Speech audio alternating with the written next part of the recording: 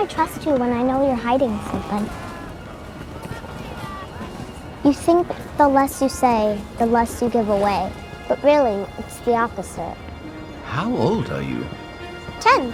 You don't sound like you're 10. Thank you. Oh, called it.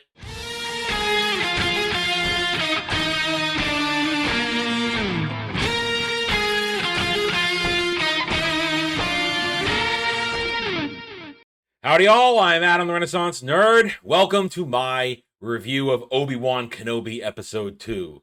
Or as I like to think of it, Adventures in Leia Sitting. Because that's what this episode is. It's Adventures in Leia Sitting. Where Leia is now being turned into girl boss. The Inquisitors pretend to be Sith and quarrel among themselves, resulting in Sith-like actions. And we end up with one of the dumbest reveals of all time. Once again, Disney Star Wars fails on all accounts, because all I can do is try and pull at your member-berry heartstrings while making you think you're looking at something Star Wars, when in fact, this episode is nothing at all relatable to Star Wars. Because it still lacks one of those fundamental aspects of Star Wars soundtrack, Star Wars music, composed by the greatest of all time, John Williams, when it comes to scoring movies. So, what do we got? We're going to burn through this pretty quickly. It's only 38 minutes, and it's really nothing to tell. It's more about everything they do wrong. So, enough of the preamble. Let's get started, shall we?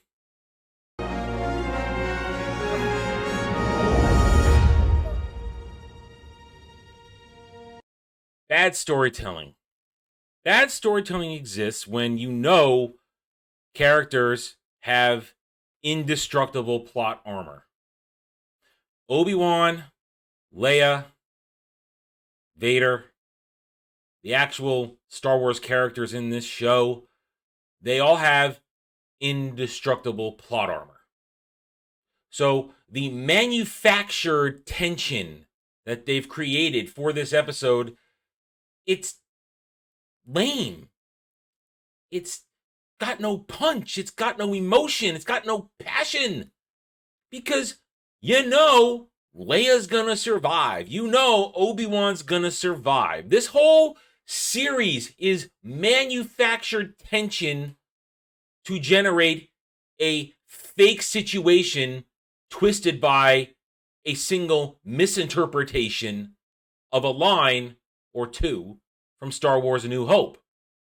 And this episode now begins the fake tension of getting Obi-Wan in front of a fully armored Darth Vader, also known as Anakin Skywalker, which he knows.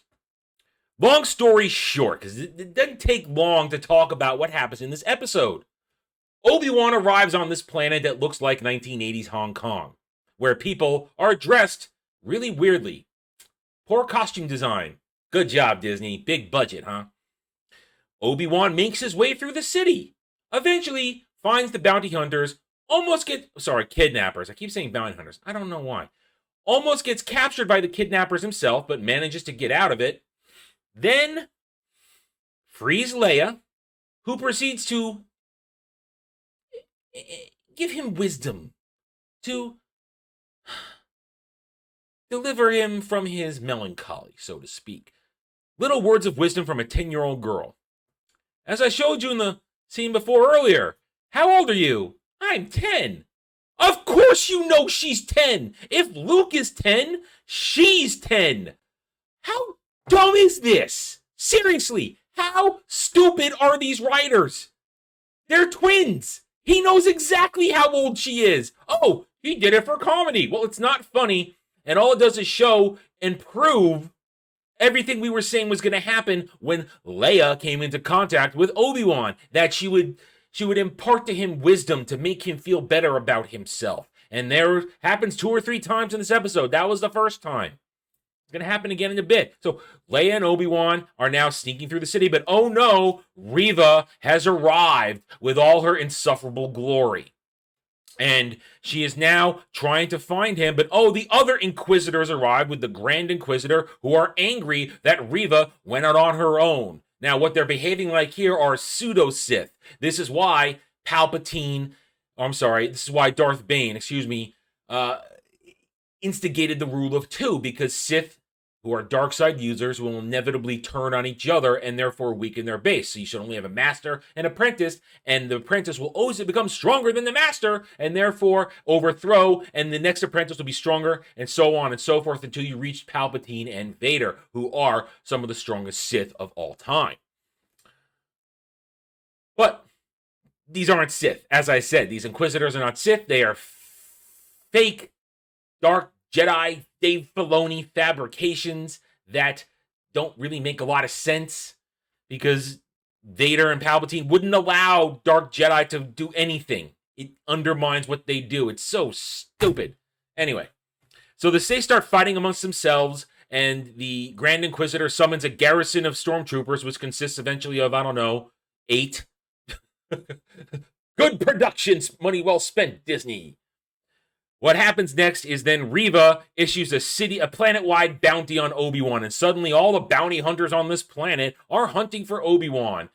And when that happens, Leia gets spooked. She starts suddenly blaming him. It's like, you're here, I'm here because of you, because a 10-year-old's going to put that together. And I'm afraid of you now because you say you're a Jedi and you're not. And Leia runs off, and we get this really stupid chase scene where Obi-Wan's chasing Leia while being shot at by bounty hunters, eventually leading to a rooftop runaround where Leia stupidly jumps a gap between buildings she can't possibly make with her tiny little girl 10-year-old legs, and Obi-Wan is forced to finally apparently tap into the Force, because apparently in his 10-year seclusion, he has not used the Force at all. He is hiding himself. Now, that kind of makes a little bit of sense, that one would lower their Force presence, but to completely shut it down and not practice meditate, he's supposed to be meditating and learning how to commune with Qui-Gon Jinn. So stupid. I mean, Yoda didn't shut himself off while he was on Dagobah. Of course, there are reasons Yoda was able to exist on Dagobah, but that's EU discussion for another time. But Obi-Wan, in a manufactured moment of tension, as you just saw with Leia falling, you think Leia falling is going to mean anything? This is Princess Leia. She's not going to die. She's not going to get hurt horribly. Of course she's going to be safe. So of course Obi-Wan's going to struggle and reach out to the Force for the first time in a decade and save Leia from crashing into the pavement, being a bloody pulp. Bloody splat. Splat's a better term. And then they go down, and now she trusts him because he is a Jedi, and she believes everything he says. Meanwhile, they keep running. They run into, I forgot to mention, because it's really forgettable. They run into a stupid scam artist that tried to scam Obi-Wan in the beginning of the show, and Obi-Wan called him out, played by that Indian dude or Pakistani dude who was in the Eternals. I don't know. I don't care. It's a pointless character. It's not amusing. It wasn't funny at all. And he then suddenly turns over a new leaf that wants to make sure Obi-Wan gets away safe, so gives him a little device that will allow an automated cargo ship to fly him and Leia out, because the Inquisitors are covering all the spaceports. Meanwhile, Reva is hot on his trail by doing bad Force leap parkouring from rooftop to rooftop, tracking the battles that Obi-Wan was in, finally tracking down the scam artist, who she then Force rips the memories from him in a very unthreatening manner. She just kind of goes to his face, and he's like, oh, and then lets him live. Okay. And then we get Leia and Obi-Wan in the cargo place, the cargo hold where the automated ship's going to be, and you get another Leia moment, this right here. Is it that hard to believe you might have friends? Look, since I met you, I've been chased, shot at, I almost fell to my death, and now there are inquisiting people after us. If somebody is offering us help, I think we should take it. Now come on. This little darling moment is a double-barreled serving to actual Star Wars fans. Let me explain why. On the one hand, it is unnecessary bitch girl boss in training attitude given to Leia, who that isn't her personality. In A New Hope, when she starts bossing around Han and Luke, that's her reaction to a desperate situation. And Han quickly slaps it down, puts her in her place. And in Empire, her attitude to Han is not about her being girl boss, it's about her denying her feelings for him. and resisting the urge to love him. This is your standard woke SJW girl boss in training intersectional bullshit. I'm telling what to do. I mean, it's this whole thing we said they were going to do, that Leia was going to be wise beyond her years and tell Obi-Wan how things are going to be and help him regain himself. That's what this is. But then, the other barrel, it's one of the two worst member-berry heartstring pulls in this episode, where Obi-Wan looks down and he sees Padme in her. And she looks at him and says, "Why do you look sad? What's wrong?" "Oh, you remind me of somebody." And then you can see where that goes. It's pulling on the heartstrings. And then, of course, affirmation. Well, between the lines affirmation. "She was a great leader, which means you're going to be a great leader, and we know that." It's Leia Organa. Leia Organa Solo, future Chief of State of the New Republic. Bullshit. Complete and utter bullshit. Because we don't need this. It's unnecessary. It's unnecessary character retcon development for Leia, and it's unnecessary member-berry shit that a good Star Wars fan doesn't need. And I admit, I felt it for a second because I could tell what they were doing. I'm like, oh, here it comes. And yeah, he's feeling sad about Padme being dead, and he sees Padme and Leia, because we don't get that in the original trilogy because George hadn't come up with it yet. Anywho, oh, we're not done. We're not done. There's one more grand. There's two more grand member-berry moments, and one is they're both rather lore-breaking, because that's what this Star Wars does. It breaks lore. It breaks canon for its own silly, stupid purposes. They're making their way through the cargo hold, but here comes Reva, the most insufferable bitch in the show yet. And she, with brilliant dialogue, "Obi-Wan, I feel you.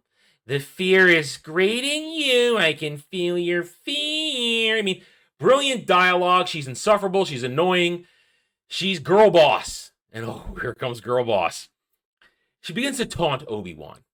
Now, Obi-Wan sends Leia away, so Leia's not going to hear certain things that would really break the canon wide open. But they do a good enough job of breaking it right here. Because think for a moment.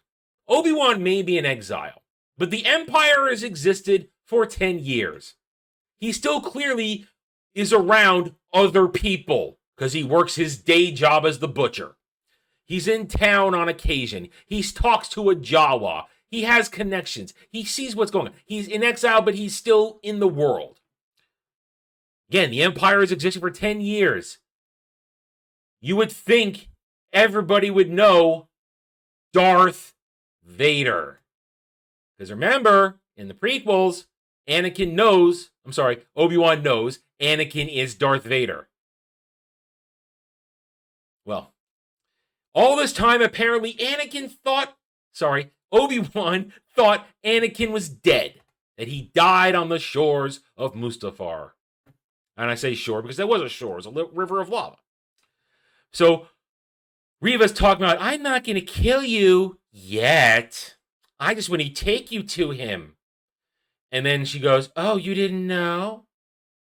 Oh, well, here, watch for yourself." He's alive, Obi-Wan. Anakin Skywalker is alive.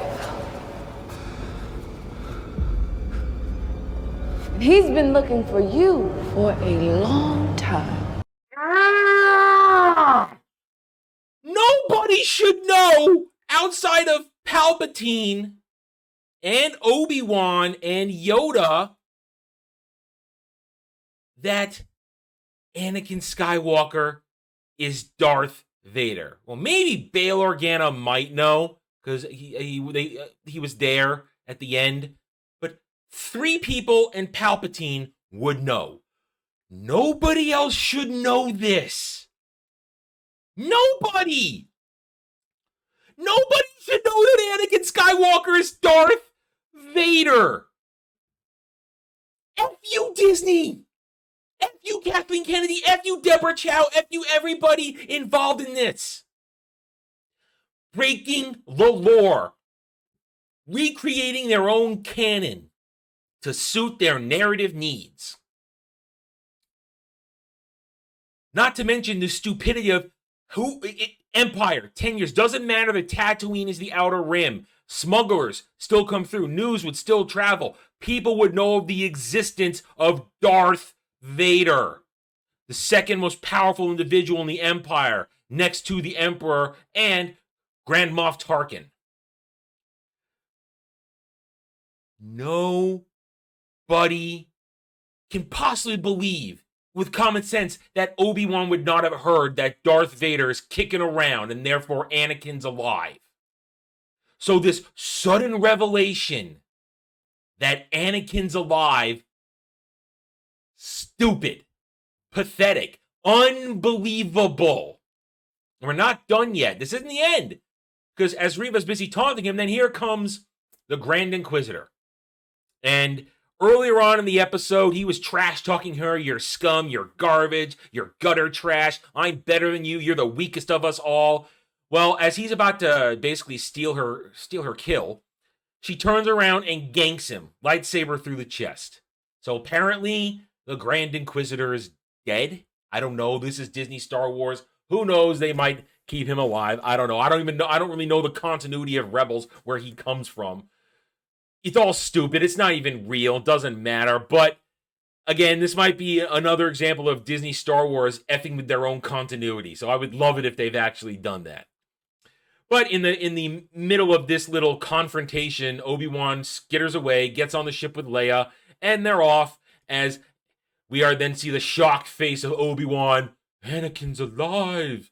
And then here it comes. This right here.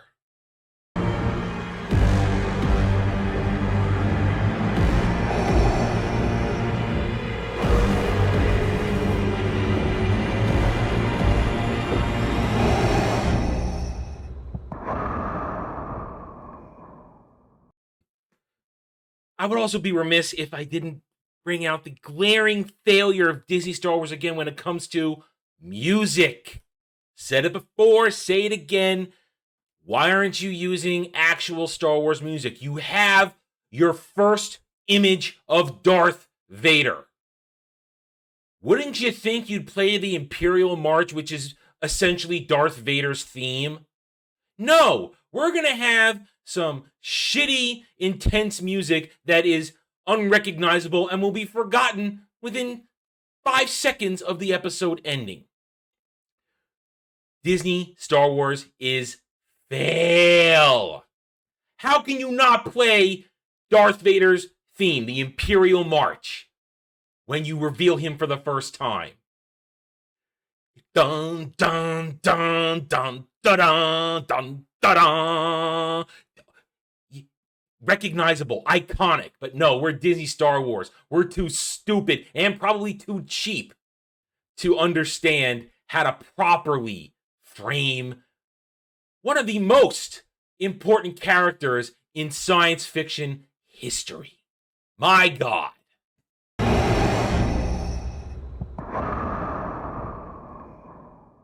So yes, that is Hayden Christensen in what looks like maybe it's practical makeup. I don't know, but he's in a Bacta tank, breathing like he's in his Vader respirator mask. Because that's what it would sound like if he's on a Bacta respirator. Oh my God. This is so ludicrous. There's so many things wrong with this. First of all, that's pretty goddamn lame to have Vader's first appearance be floating in a Bacta tank. Disney Star Wars seems to have some giant misconception with how wounded or prolonged wounded characters go in Bacta, that they have to constantly be in Bacta treatments.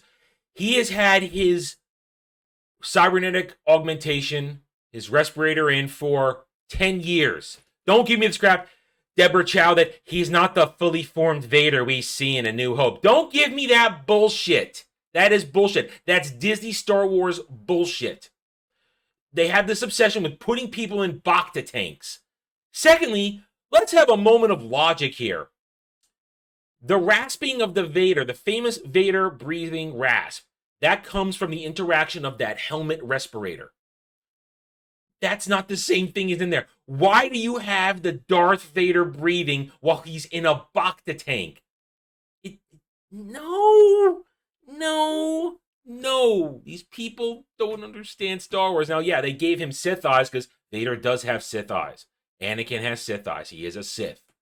His dark side practices are Sith dark side techniques. It's just, this is jangling of the keys, the shinies. Here comes Darth Vader, normies. Aren't you ready for Darth Vader's easily satisfied consuming stands? Aren't you happy to see Darth Vader? He's been hunting for you, Obi-Wan. Now, looks like rumors have it that Vader's going to go to Tatooine at some point. Apparently there's a poster out today for that. Wow, is that going to break canon even more? Because you think if Vader would have set foot on Tatooine, he would have sensed Luke. We'll get there. I'm sure we're going to get there. But there you go. There's the episode, guys. Lore breaking, canon breaking. There's no way Obi-Wan would not have known of Vader's existence. There's no way he would have left Tatooine because he knows he would have attracted attention to himself.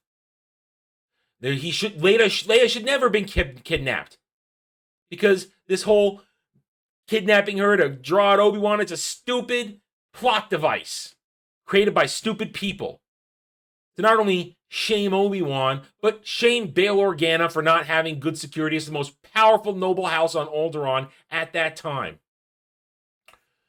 All of this is stupid. All of it is dumb. It's not Star Wars. And there are other problems in this. One in particular that jumped out at me. Again, another example of these people who just see something that is part of Star Wars, just throw it in there. When Obi-Wan first arrives on this planet, he gets and he interacts with a young woman dealing spice. And she says, "Would you like some spice? I got it all. I got Kessel Pure, Glitter Stim," and she says something else. Hey, geniuses, Glitter Stim is the stuff that comes from Kessel. That is what comes out of Kessel, you morons. And you don't understand what spice does. Later on, to escape the bounty hunters, Obi-Wan explodes the glob of spice that the chick had given him for free, and they're all just sitting there like, I'm high. No, that's not how spice works. Yes, spice does get you high, but it's a telepathic accelerant. Allows you to see things and do things that you can't normally do for like a couple of seconds. It doesn't last very long. It's like a minute tops. They wouldn't be doped out on the ground going like, that's not how spice works. It's a drug, but it's not that kind of drug. But then again, they don't do their research. They don't understand actual Star Wars lore, canon, source material. It's all to get cheap moments, cheap laughs, or cheap action sequences. Really think I'd let you take all the credit?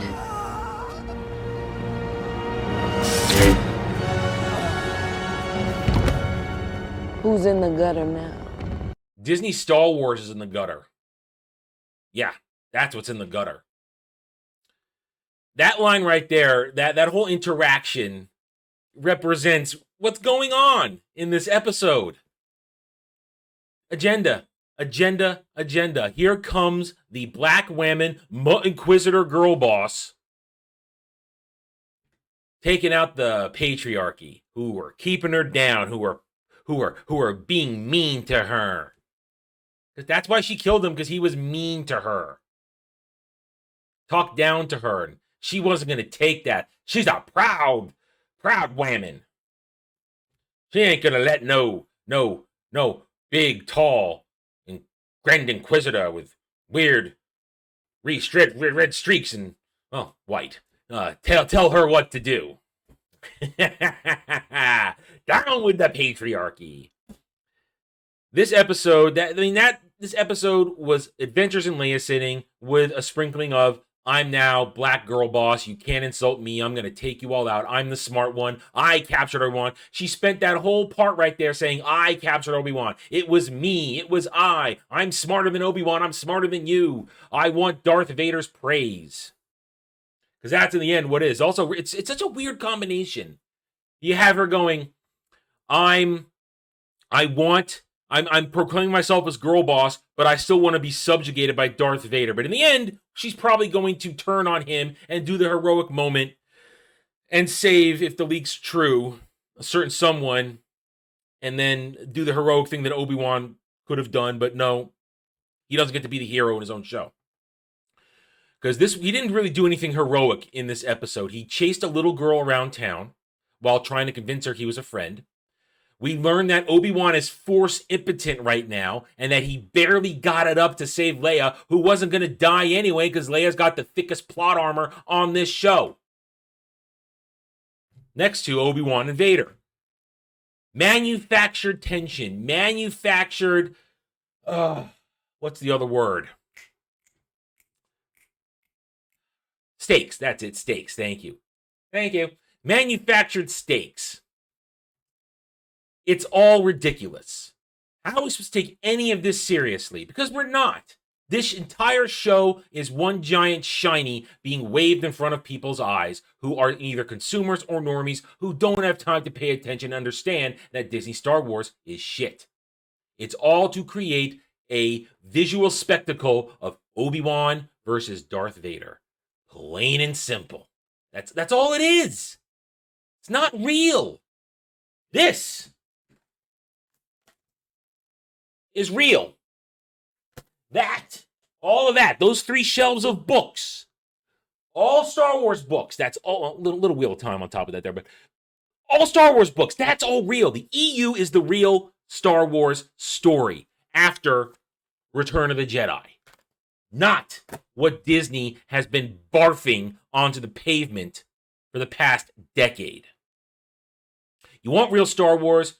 Check out my EU book club. Start there. You want real Star Wars? Go find the Expanded Universe timeline. That's a roadmap of real Star Wars stories that you can decide where you want to get into it. This is manufactured bad fan fiction. Plain and simple. And we got 4 more weeks of it to go. So I will see you next week for episode 3. I really hope the Force is with me because this is only going to get worse. All right. If you're new here, subscribe, hit the like button, share your thoughts, hit the notification as well, and I will see you next week. Take it easy. Thanks for watching, everybody. If you want to get in touch with me, you can reach out to me at therennerd@gmail.com. That email's for channel business only, so I check it on a daily basis. Also, you can find me at the Geeks and Gamers forums under @ROAS, and you can find me at Rumble and Odyssey, The Renaissance Nerd. Thank you again. See you next time.